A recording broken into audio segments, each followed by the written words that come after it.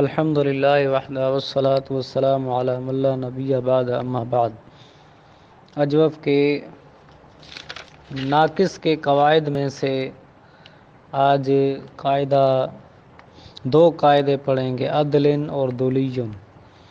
قاعدہ عدل، جو واو یا اسم متمکن کے آخر میں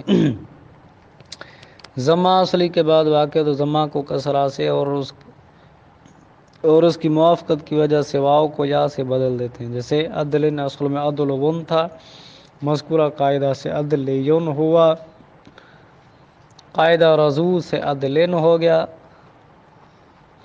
تو عضبن اصل میں عضبیون تھا، مذکورہ قاعدے سے عضبیون ہوا، پھر قاعدہ رضو سے عضبن ہو گیا۔ آگے قاعدہ دلیون ہے، جب ناقص واوی کی جمع فعول کے وزن پر ہو تو دونوں واو کو یا سے بدل کر یا کا یا میں ادغام کر دیتے ہیں۔ ما قبل ضمہ کو یا کی مناسبت کی وجہ سے کسرہ سے بدل دیتے ہیں۔ دلیون اصل میں دلون تھا، عین کلمے کی موافقت کی وجہ سے فا کلمے کو کسرہ دینا بھی جائز ہے، جیسے دلیون، یعنی دلیون کو دلیون پڑھنا بھی جائز ہے۔